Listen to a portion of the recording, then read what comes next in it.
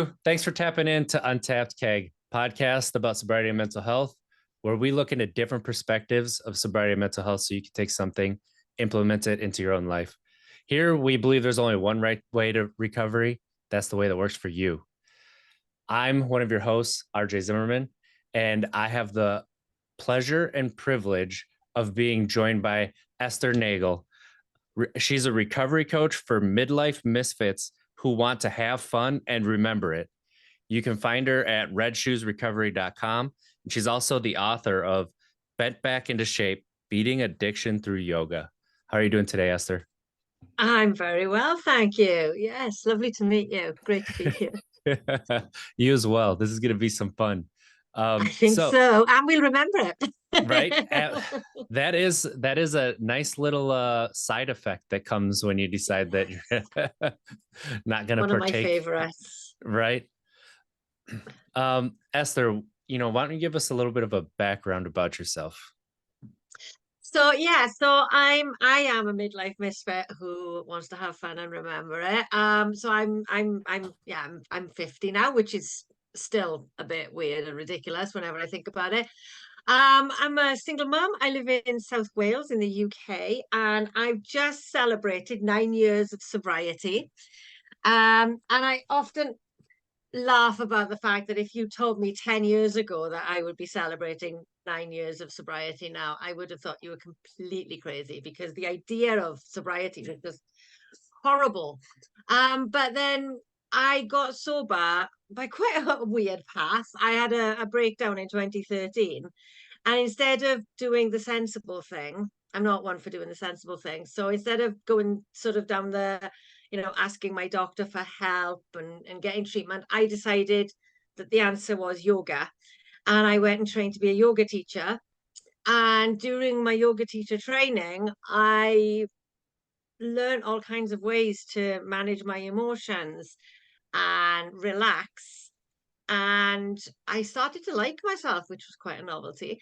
And then halfway through my yoga teacher training, I kind of decided I didn't need alcohol anymore because I had other ways to deal with life's challenges. And I quite liked getting up in the morning, feeling good. It was a bit of a revelation. And I took it very slowly, getting sober, and um, been 9 years now. So I think I'm not in the taking it slowly stage anymore. And I trained to be a recovery coach this year because I tried to do stuff around yoga for sobriety and for recovery for a while. But there was always this sense of something missing. And it turned out that what I was missing was actually being trained in coaching and those coaching skills and those recovery specific coaching skills as well that I didn't know I needed, but it turned out that was exactly what I needed. So 2024 has been the year of me finally figuring out what I want to do when I grow up. Um,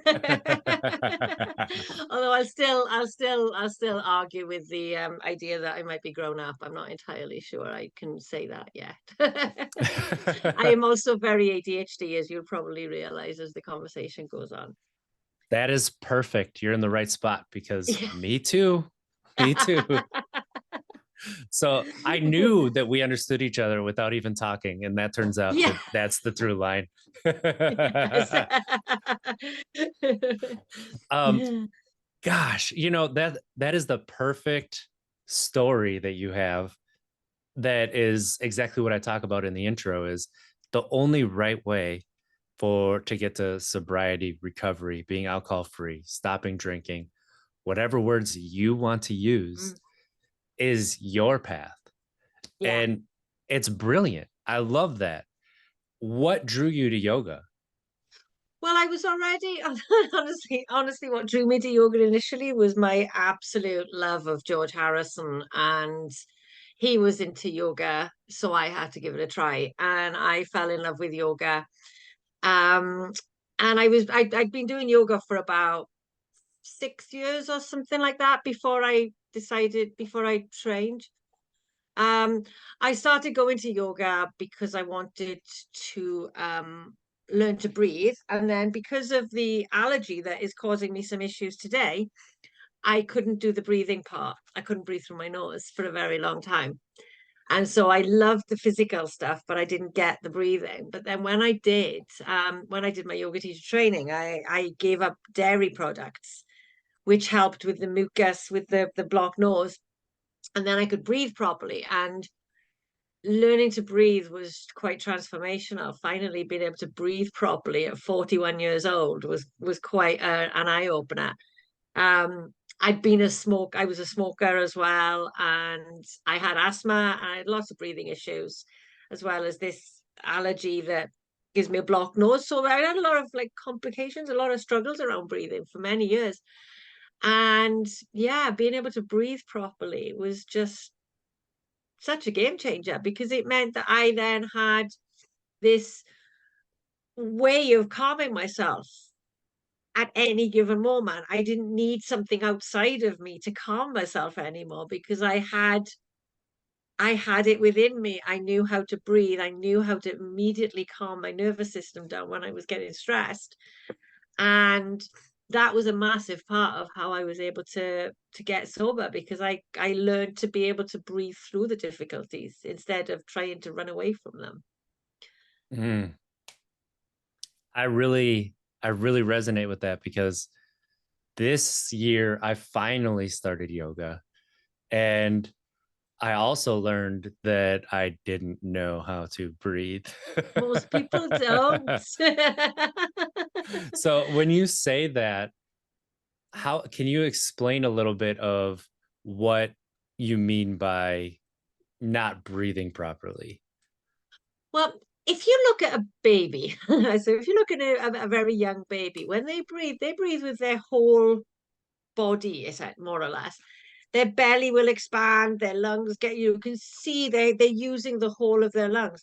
But then as we grow up, we stop, we learn to slouch, we become lazy in our breathing, and we just use a tiny proportion of our lungs. Um, and what we end up doing is breathing quite a shallow breath. And shallow breathing is associated with stress. So if you're breathing in a shallow way, that is part of that is how you breathe when you're stressed. So the way that we breathe then tells our body that we're stressed. And it takes then, muscles, what's the word, atrophy, as you don't Mm, use them. So as we stop breathing with our whole lungs, the muscles of the lungs become weak, and then it's really hard to breathe properly. So then when we come to be adults and we go to yoga and we're asked to take a deep breath, and we just breathe into the upper part of our lungs and wonder why we can't breathe for 6 seconds, it's because the rest of our lungs have forgotten how to work. So we do need to relearn it most of the time. yeah, it is. It's one of those things where you look at societies as a whole, for the most part, are stressed, more stressed than they've ever been. And you talk about breathing being that way, and it makes sense because anytime you think about where you've been scared, where, let's say car accident happens like right in front of you or to you or something at work is going wrong, you can catch yourself breathing really fast because that's what your Yeah. body, you're very stressed out and that's your response. So if we Yes. continuously take these short breaths, of course we're going to feel stressed constantly. And you Yeah. just saying that made me bring in a deep breath. And it's like just how much that does center you. And when you're mad, when you're angry, the last thing you want to hear is take a deep breath. Yeah. But it works. But damn if it doesn't work, right? It's like Yeah, it does. Yeah. you're like, get the fuck out of here with your deep breath. I don't need to hear that. But Yes. then you take a deep breath and you're like, God damn it, I didn't want this to work. Yeah, Ah. yeah, yeah. I actually remember the first time I realized how powerful it was when I was arguing with my ex, my youngest son's father, and he was like really pushing my buttons, and I was just about to lose it. And I I kind of put my hands together. So I had this real sort of connection with my body, and I took a deep breath, and I could just feel it all just washing over me. And I just thought, oh, screw you. I don't care enough to have this argument with you. And we didn't argue. And it was just amazing. It was like that moment of like, okay, so if I can do this when he is pissing me off, I can do this anytime.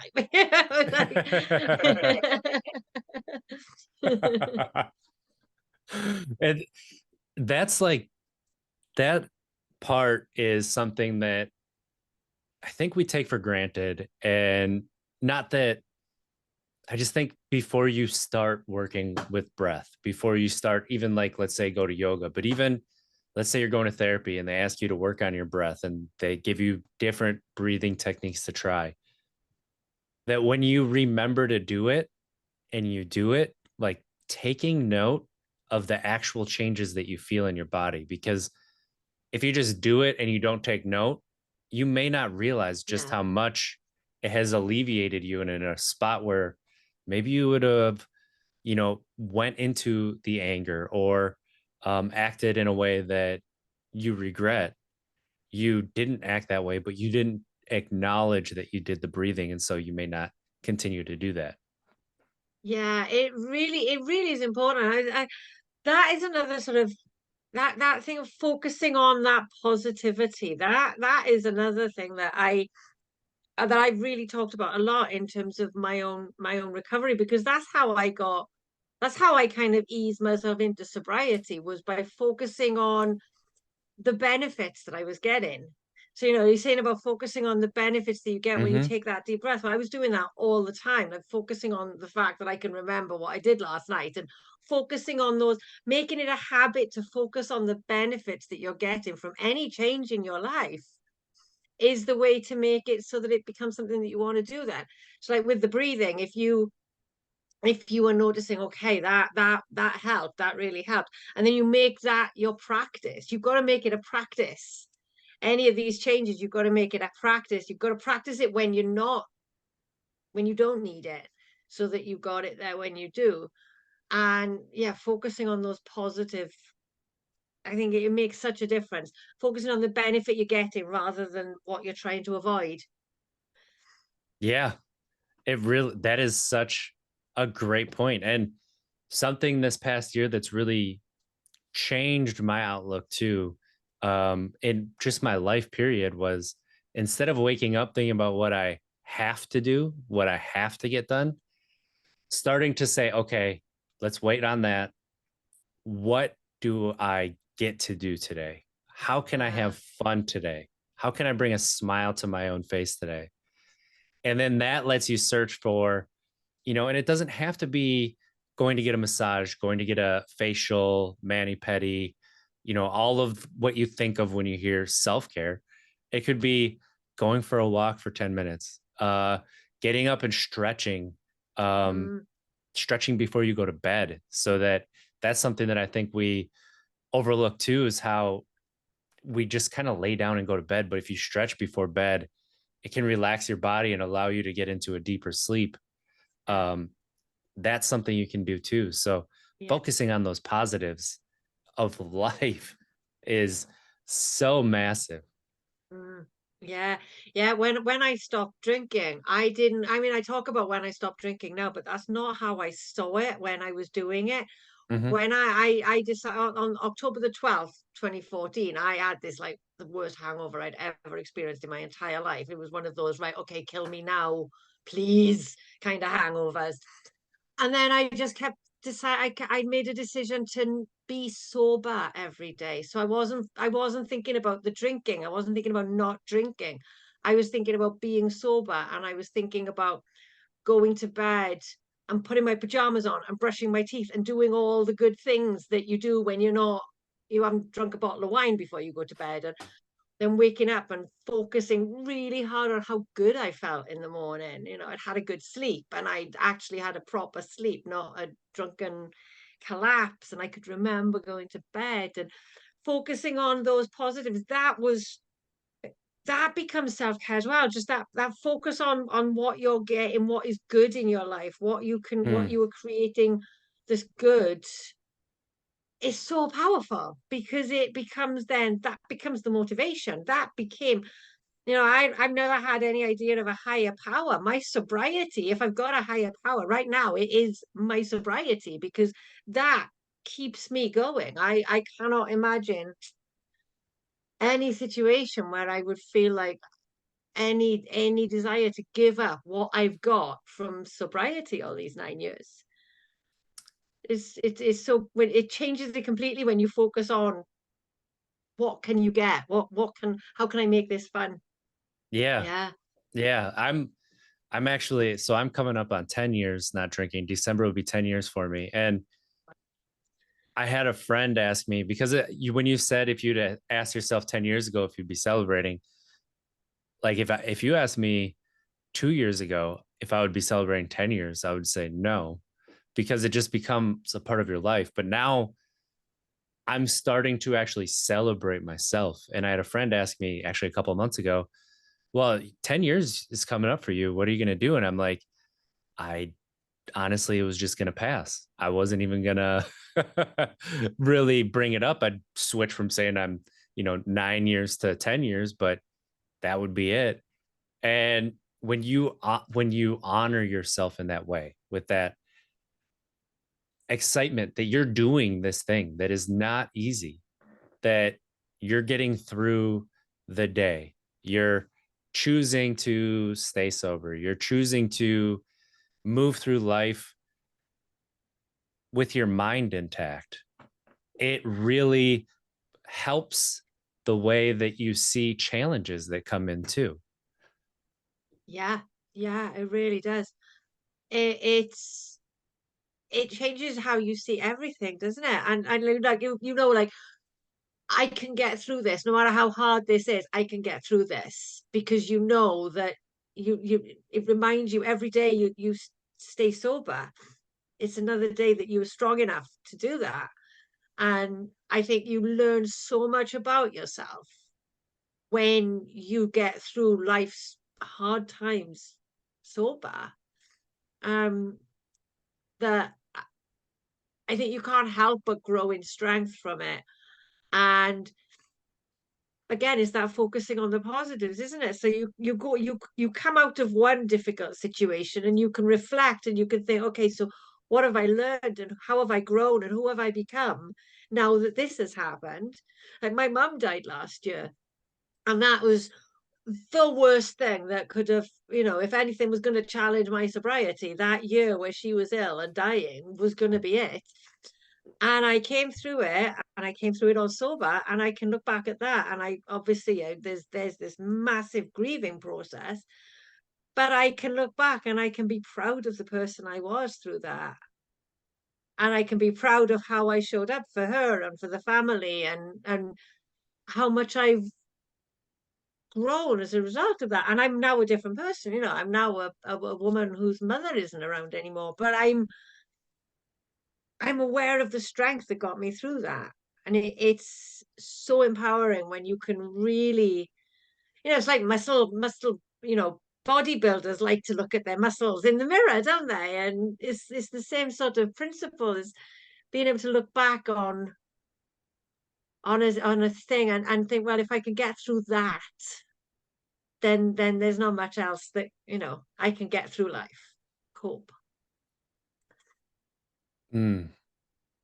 Um, and that's beautiful how you stated you got through that time, that hardship, because that is so challenging when you lose somebody that close, let alone a mom. And showing up for yourself in that way, that is um all the best. And when you start to look back at, let's say, you can start with a month and then go like 6 months and a year, you really realize that it's the small moments that you're staying true to yourself that add up to allow you to be where you are, and look back at how proud you can be of yourself.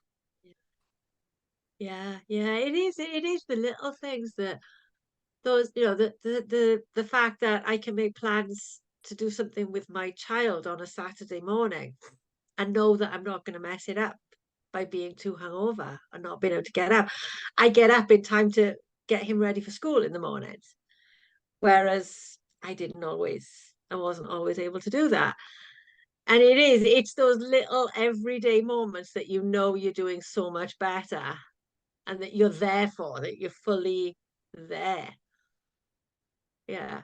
I had Mm. a lot of thoughts about this during the pandemic as well, because I was looking around and seeing all the stuff on Facebook about, whoa, it's wine o'clock. People just seem to use the lockdowns as an excuse. And I mean, they were all, there was a lot going on. I can understand why people wanted to drink, because it was massively overwhelming and stressful. And if that's what you're used to doing when life is stressful, then you're going to do it more. And if you don't have to wait until you finish work, then yeah, I would have. But I was so glad that I wasn't drinking them, because I don't think I would have got through the first 6 months without Yeah. absolutely burning my life down. If I'd even survived it, I think I would have just destroyed everything. I would have fallen apart completely.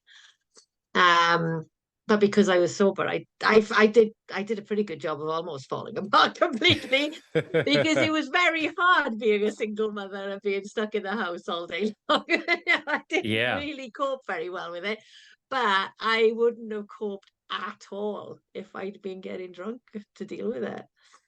Absolutely wouldn't.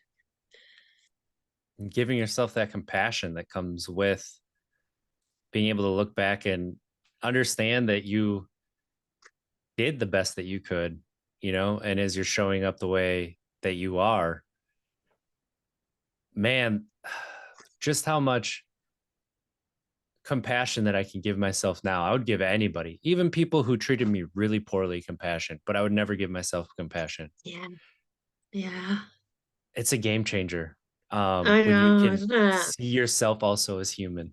Yeah, yeah.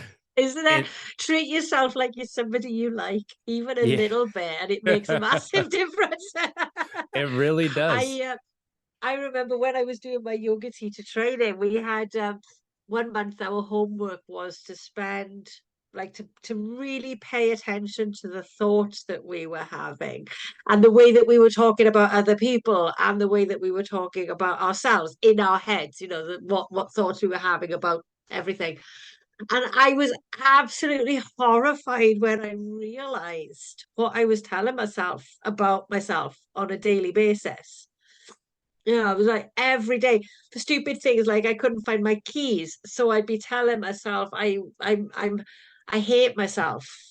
I hate being me just because I couldn't Hmm. find my keys. Because I'm ADHD, so I never know where my keys are. And then once I became aware of that, and this was even before I stopped drinking, but I thought, right, okay, so I'm telling myself this isn't helpful.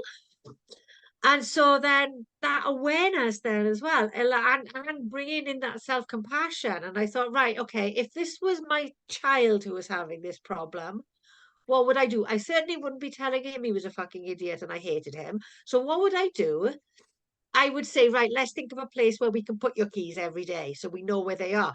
And so I screwed in a hook on my dresser and I started putting my keys there. Doesn't always work. They're not always there, but most of the time, and at least I know I've got a space to start looking. And it was just such an incredible, powerful moment to realize, like, no wonder I feel so bad about myself. This is the way I'm talking to myself all the time. And what a shift that little bit of self-compassion with. So then the next time I caught myself saying things, I'd be like, no, you're not. You're not an idiot. You just don't know where your keys are right now. It's okay. We'll find them. It's fine. And I was starting to be able to bring that compassion into myself. And it made a massive difference. It's Mm. huge. It's absolutely It, huge. And it we're is. not encouraged to do it. No, no, we are not. And that's something. So similarly, that's how I found that I hated myself was my kids came home. I recorded a podcast. Kids came home and I was in a low state and they yelled, "Daddy, I love you. I missed you." And I was my first thought, and I had become aware of my thoughts and things like that already. But my first thought that I caught, which was really, really quiet, but I heard it was, "How could you hate such a piece of shit? What is wrong with you?" And I realized I was holding it against my kids that they love their dad. Yeah. And at that point, I'm like, okay, where is that coming from? And Yeah. understanding that, oh, that's how I've gone through my entire life. No wonder why I can't accept things when they come to me, like things that I've done and I've earned. I don't accept them. I just say, oh, they're just being polite. Oh, they just didn't have another choice. Oh, and it's like, if I look back, no, I worked my ass off for a lot of Yeah. that. And if I can't accept that, what can I? And so I started with I'm okay in the mirror with a shrug. Like that's that's where I started. And it's similarly too, like, what can I do to make my life and things that I would hold against myself better, um, for me going forward, or easier, or some way that I'm not going to completely hold it against myself. And so I have a basket by the front door where generally my keys end up, my wallet, my chapstick. It doesn't always happen, but like you said, like having that place to start, then you can be like, okay, where was I? What was I doing? And you can kind of like play it out. But if you don't have that place to start, you Yeah. can't really play things out. Yeah. It's just amazing, isn't it? Like, yeah, okay, I do that. Like, okay, so I didn't put it there, right? What was I wearing? And then you can just calmly take yourself through those steps rather than immediately get angry with yourself. And it makes such a difference. Yeah. Yeah. Yeah. And it when you start there and you start to get to a place of just being neutral instead of hating yourself, like, oof, that's powerful. Yeah, it really is. Yeah, it really is. um, as you were learning about, becoming certified as a yoga instructor and learning the breath work, how do you teach, I guess, breathing to people who come through your recovery coaching? And then what is it physically, I guess, is a second question that I can bring up later too, but the physicality, what is it physically of yoga that helps you to um, relax and get into, a meditative state? So it's about awareness. I mean, it starts from awareness and Hmm. awareness and self-compassion, because what people often start to think is, oh, I can't do it, I can't do it. And I've always said when I've been teaching yoga, I said there's no such thing as can't. You can't do it the way I can do it, and there's people that I aspire to be able to do it like as well. You can do it the way you can do it right now, and you can't improve anything until you know where you are right now with it. Yeah. So you start with just being aware of your breath. And even you can't learn to breathe well until you know how you're breathing badly. So it starts with just becoming aware of your breath, and having the, like, if I was starting, when I'm starting with somebody new, I would sort of say, right, set an alarm on your watch or on your phone a couple of times a day, or maybe every time when you make a cup of coffee in the morning, when you get in the car, when you're stuck when you're at a light in traffic, when you're washing the dishes. Any time where you can make it kind of a habit, just check in with your body, with your breath, and see what's going on. See what your breath is like. You might find that you're breathing very shallow breaths, and then you can just, then, right, okay, I could take a breath, and then you can start to notice the difference. If you were to realize that, right, every time I get in my car to go to work, you stop before you start driving and you find that you're breathing really, really fast, short breaths. It might be that you're stressed out even before you leave your house in the morning. So then you take a deep breath and you can start your journey a little bit more relaxed. And so that is, and also noticing your body, like, how are your shoulders up around your ears? How's your back? Are you hunched all the time? Because if you're slouching, you can't breathe properly. So there's lots of different practices that I would get somebody to do to just gradually increase awareness of the breath and the body. Because you can't only be aware of, like, this section of your body. I'm gesturing with my hands now, but your listeners are not going to see that, are they? Um, it's not, it's your lungs are not separate from the rest of your body. So it's related to the shoulders, it's related to your belly. If your belly's very tense, you're not going to be able to breathe properly. So I start with that, and then gradually just get people to practice slow, even breath. So it might be that if you've got, if your your lung capacity is very small, it might be about getting you to do a 3-second breath and then increasing that to a 4-second breath, and then gradually increasing it so you can do a 6-second breath. You can breathe in and out for the same length of time. And that can take a really long time to get to, even before you get to any other fancy meditative breathing techniques. If you can just get yourself to that place where you can take equal deep breaths, then if that was all you did, you would see such a difference in your physical health and your mental health and your stress levels and your emotional kind of well-being. Your sleep would improve. Everything will improve when you breathe differently, when you breathe better. So yeah, I mean, in terms of recovery coaching, that would probably be as far as I would go with teaching breathing techniques, just getting people to breathe properly. And then meditation is just that awareness. You don't have to breathe a particular way to meditate. It's just noticing your breath, just sitting and being aware of your breath, being aware of your thoughts. People think the meditation is about like creating this blank canvas inside your head. It's like, I don't think there's maybe somebody who's been doing it for 40 years can do it. Or maybe I only talk to people with ADHD. I don't, that is That's what I was also gonna possible. say. It's Nobody anti-ADHD. I know, nobody I know ever gets their brain completely quiet, and mine certainly doesn't. But it's about noticing what's going on in your mind. Are you going over the same thoughts all the time?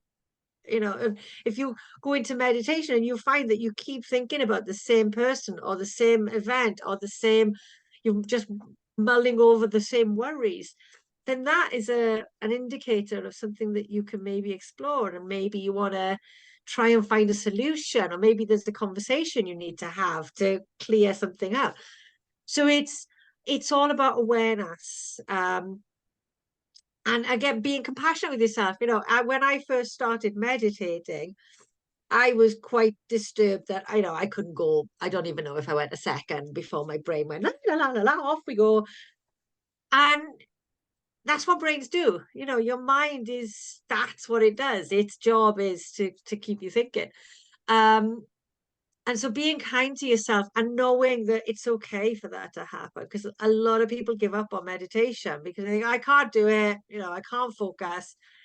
But with practice, it'll improve. And if you can hold your attention on your breath for one full breath, that's a success. And then you come back and you do the next one. It's the same as, AA, and I talk about one day at a time. And with meditation, you do it one breath at a time. You don't worry about the next breath, and you don't worry about the last one. You just focus on the one you're in right now. It's all that matters. Mm. When I talk to people who just start trying meditation and they're like, I just can't do it. And I'm like, hey, there's a secret that they don't want you to know. Just trying to meditate is the act of meditating. You're doing it. Yes. And Yeah. that's the thing that people overlook. And part of it is because we have been raised with the school systems, with kind of culture, society, that you're not doing it right unless you're doing it the way that you're supposed to. But again, as you say, with recovery, sobriety, breathing, meditating, it's all about what works for you. So nobody can tell you if you're doing it right or wrong, as long as it's working for you. Yeah. Yeah. Yeah. Um, I just kind of wanted to sit with that for a second because it was like, dang. Yeah. And how you talked about too, um, starting with where you are, like, it's not that you can't do it, it's that you can't do it like me. It's not that it's that challenging that when we start something, we think we have to be really good at it. And I started saying to people, like, you have to start where you are and not where you Yes. wish you were. Yeah. And if you start where you wish you were, you're going to stop doing it. So start where Yeah. you are. And sometimes you don't know where you are. So start where you think you are. And you might have to drop down a little bit. And that's okay because that's Yeah. where you are. Yeah. Yeah, and that's it, isn't it? That's it with everything, and that's where self-compassion comes back into it as well, isn't it? Is because and having the sort of the humility to be a beginner. We think as Ooh, adults maybe that we should know how to do things, and you're right about the school system that doesn't exactly encourage effort. It encourages it's all about outcome. It's not about effort, is it? yes. But the process, you can't learn anything. That you look at, I'm a massive music fan, and there's not one single musician that I love who was born knowing how to play guitar or a violin or a piano or drums. They all started being really bad at it. And they learned because they kept showing up and they practiced and they kept going, and they had the grace to allow themselves to make the mistakes, because you can't learn without making mistakes. We don't learn anything without making mistakes. In fact, it's the only time we learn, maybe, is by getting things wrong. I think with a Yeah, lot of things, certainly we learn more when we make the mistake than when we just sail through things. absolutely. That's part of why when you are yearning to get to the end of whatever you're going through right now, you just want to get to the end. But if you don't honor that middle, you're not going to learn why that end matters, right? You're just going to Yeah, say, oh, I just have to get there. But eventually getting to the end is not going to mean anything because you don't know why you got there. yeah, And that's something that comes with learning too. And I've found myself very recently trying to sprint through the middle because let's be honest, the middle sucks. Like it you have does. the beginning, the worst part, you have the end where things are better or it's your goal or things like that.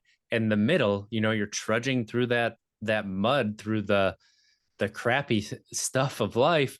And Yeah, I'm like, what am I sprinting towards? And the thing is, I don't know. I couldn't answer what I was sprinting towards. Like, okay, slow down. Well, why do you think you have to get it all now?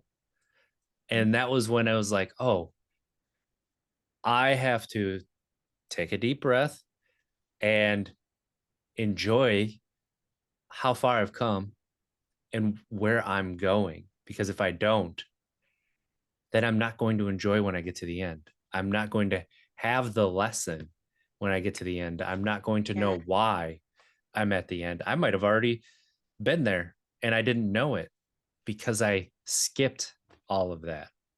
yeah. I love hiking and walking up mountains. And in Wales, there's a mountain up in North Wales called Snowdon. It's called Erie now, is the Welsh name. And there's a train that you can get to get up to the top of it, the tourist train. And I've walked up it a couple of times, and I can't imagine that getting up there on the train. So you're avoid, I mean, obviously a lot of people can't walk up mountains. I totally understand and appreciate that. But for me, with hiking, the journey, the joy is the effort, the bits that you think I can't possibly do that, and the discomfort and the pain. And then you get to the top, and your muscles are burning, and you're exhausted, and you're hungry, and you're tired, and you want to sit down. But you just get that relief of thinking, and that joy of, oh my God, I did that. Look at that. I walked all the way up there. And it's the same thing, isn't it? Is that the work of getting to where you want to be, in whether it's learning to meditate or climbing a mountain or learning to play the violin or recovery and sobriety. That journey is such a beautiful part of the process that, if I could plug myself into something like the Matrix and get Neo, like Neo did. I got a violin there. I'm not very good at playing it. If I could plug myself in and suddenly be able to play the violin, I wouldn't appreciate it. I wouldn't maybe I could go and play with a band, but it wouldn't be me. It would be something, it wouldn't have the same sense of satisfaction as if I'd worked to get there. So yeah, I think that it's worth remembering that the journey is actually the point of it all. The middle bit is the point, really. Take the Yeah, middle bit out, skip the middle bit, and it's just pointless. You can go on to something like Coursera and collect certificates of from different courses. Don't have to learn anything along the way. You can get to the end of an online course and get a certificate to say, yeah, I'm certified in this now, but you don't necessarily learn anything along the way. It's better to do something where you actually learn properly. absolutely. It and it just reminded me of I went to Brazil for the first time in back in February of 2023, and I'd been promising a really good friend of mine that I would go for 18 years. And finally, 18 years, I'm going to go, and I'm going to visit him in his home. He's come to visit me 3, 4 times. And I go to visit him, and had I gone before this year, I would not have appreciated or been fully present or enjoyed the experience the way that I did. The only reason that I did was because of getting to the point that I'm at where I'm open to receiving the love that he had to show me his country, show me his home, show me all of this, but also appreciating how much it took me myself to get there, to actually be able Yeah, to get there. I would have taken it for granted, and there yeah, probably would have been things about it that I would have been like, well, it was okay, but I wish we would have done this. Is like, I'm glad we did every single thing we did. I wouldn't have changed any of it. And that is something that I continue to look back on, that is a lesson of just not running to the end, because otherwise I would not have I really don't think I would have enjoyed that trip like I did had it not been this year. brilliant. That's so cool.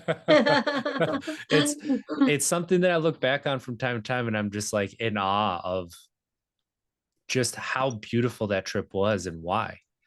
And yeah, just the lessons that like I still take from it is just it's absolutely wonderful. And that's the thing about life. You can sprint through it and get to, when is it going to be easy? When is it going to be comfortable? When is it going to let me be me? And the answer is, when are you? Yeah. As frustrating as that is to hear. Oh, Yeah, yeah, it's all down. That's it. But that was. I remember that thought process kind of occurring to me just before I started getting sober, when I had a sudden revelation that, like, okay, so if I want my life to improve, it's me. It's down to me. It's just me. There's nobody else going to save me. There's nobody else going to do this for me. Nobody else can do this for me, and it's all on me. And I think a year previously, that thought would have absolutely terrified me. But in that moment, I found it really empowering. I thought, well, okay, so I don't want my life to feel like this disaster. So what can I do about it? And in that moment, the answer was, I can choose to be sober. And it's so powerful when you feel like you've got the strength, and you've got that you've got the responsibility, but you've also got the inner power to be able to do that. So you can either be scared by it or you can be empowered by it. And yeah, just and those little steps, like we talked about earlier. What is the small thing you can do today to make it easier for you tomorrow? yeah, It doesn't have to be world changing. It just small little changing the way that you're breathing right now, right this second. yeah. That could be That that could be it. That's a powerful one. That is such a powerful one. It's a bit harder when your nose is blocked and you can't breathe through your nose as mine is at the moment.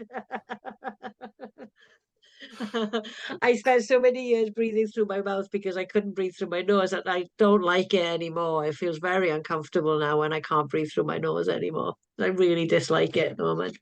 Not enjoying breathing right now.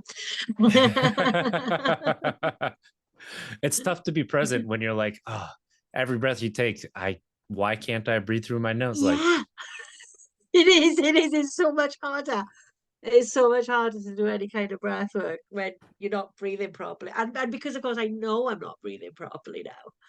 yeah, So and you could, all the self-compassion, and I don't get angry about it, but it's frustrating. Yeah, I want yeah, to get to the end of this one. The middle of analogy is fun. yeah. Now that the sickness and things like that, yeah, let's get to the end of it, right? Like, Yes. um, Esther, if people want to keep up with you and connect with you, what's the best way to do that?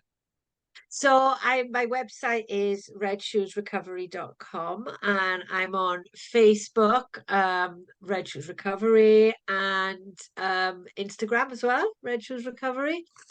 And I'm also on LinkedIn, which is where we've connected. I've got a page on there, but I do as much with my LinkedIn page as I think anybody else does with theirs. But yeah, I'm on LinkedIn as well, so people can feel free to connect me through there as well. Um, yeah, yeah. Oh, I've got a Facebook group as well. If people want to join for some, for recovery support, it's called Red Shoes Recovery Stars on Facebook. So people are more than welcome to join me there as well. Awesome. If there's one thing that you could leave the listeners with today, what would that be? So my biggest message that I want to put out to people is that you are not powerless. In addiction doesn't make you powerless.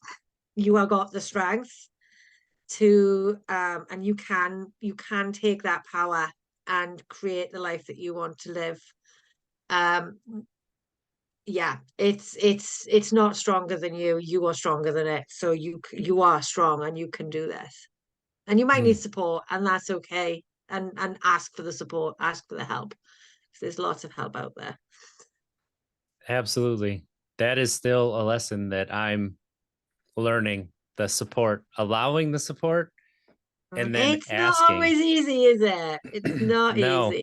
no, not especially you know, when that's a little bit of a hyper focus that I have to do it myself Yeah. with ADHD. Um, Yes. you don't realize necessarily where all your hyper focuses are until you start to be honest with yourself and you're like, that kind of actually is a hyper focus that I have. Yeah. Why? And that's a tough transition to make. Um, Yes. yeah, Esther, this has been such a fun and really helpful episode because starting with the breath and doing these small things and breaking it down in ways that people can just use in their car as they're listening to this, or in their office if they're listening to this, wherever.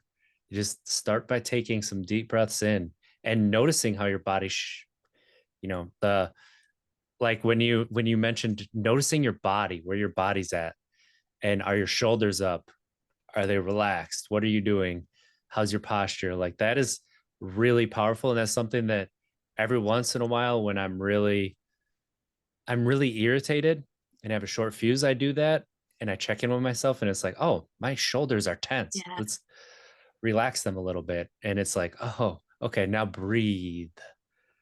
And that goes a Yeah. long And way. it does. And do you find that even just dropping your shoulders makes you instantly feel more relaxed? And I think that stress and addiction, all these things, they disconnect us from the body. So the more that we can Yes. connect to the body, the more you can, then you can recognize your body's signals when it's telling you. Now, I notice now when my shoulders are going up a lot more than I ever did. So I'm kind of throughout the day, I'll quite often sort of go, oh yeah, my shoulders are a bit, because they now tell me, and I notice a lot sooner than I used to. Before I'd be really like, shoulders would be touching my ears before I'd notice it was happening, but now they just go up a little bit, and then I start to feel it. So yeah, it does come. Your body is telling you all the time what it needs. It really is. It really is. And I love that point too. The reconnecting with yourself that is so powerful too. That's such a great first step. So again, this is Esther Nagle. Connect with her Instagram, Facebook, Red Shoes Recovery. Go to redshoesrecovery.com to keep up with Esther. Thank you again for joining the Untapped Keg podcast.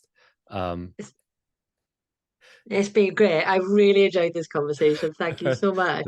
Yeah, me too. So let's try to be better tomorrow than we were today, because if we don't make it, we tried. I love you, everybody. Have a great week.